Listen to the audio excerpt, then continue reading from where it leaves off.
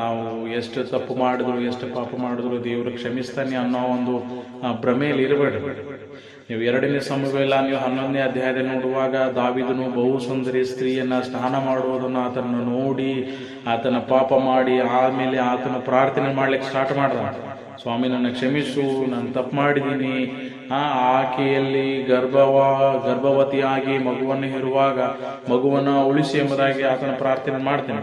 ನೀವು ನೋಡಿ, ಆ ದೇವರು ಯಾವಾಗ ಆತನು ಹುಡಿಬೇಕಂತ ಹೇಳಿ ಡಿಸೈಡ್ ಮಾಡ್ದ, ಕಂಪಲ್ಸರಿ ಹೊಡೆದ್ಬಿಟ್ಟ.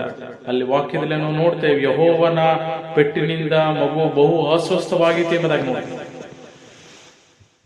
ಹೀಗಾಗಿ ನೀವು ಲೈಟ್ ಅನ್ನ ತೆಗೆದುಕೊಳ್ಬೇಡಿ.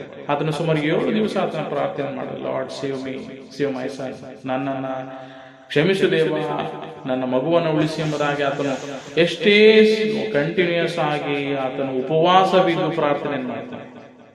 ಆದ್ರೆ ಯಾವಾಗ ದೇವರು ಆ ಮಗುವನ್ನ ತೆಗೆದುಕೊಳ್ಬೇಕೆಂಬುದಾಗಿ ಆತನು ಡಿಸೈಡ್ ಮಾಡಿದ್ರು, ಅದು ಹಾಗೆ. ಹೀಗಾಗಿ ನಾವು ಲೈಟ್ ಅನ್ನು ತೆಗೆದುಕೊಳ್ಬಾರ್ದು. ಆತ್ಮಿಕ ವಿಷಯವನ್ನ ಪಾಪ ಮಾಡ್ತೀನಿ ಚೆಲ್ತಾಯ ಅಂತಲ್ಲ, ದೇವರು ಆತನು ನಿನ್ನನ್ನು ಹುಡಿಬೇಕು, ನಿನಗೆ ಪೆಟ್ಟು ಹಾಕಬೇಕು ಎಂಬುದಾಗಿ ದೇವ್ರು ಡಿಸೈಡ್ ಮಾಡಿದ್ರೆ 100% ನೀನು ಪೆಟ್ಟು ತಿಂತೀಯ. ದೇವ್ರದ್ದು ಪೆಟ್ಟನ್ನ ನಿನಗೆ ಗೊತ್ತಾಗ್ಲಿಕ್ಕಿಲ್ಲ, ಅಥವಾ ನಿನಗೆ ಗೊತ್ತಾಗ್ತಿರ್ಬೋದು, ಬಟ್ ನೀನು ತಿಂತೀಯ ಪೆಟ್ಟು. ಹೀಗಾಗಿ ಬಹಳ ಕೇರ್ಫುಲ್ ಆಗಿರ್ಬೇಕು.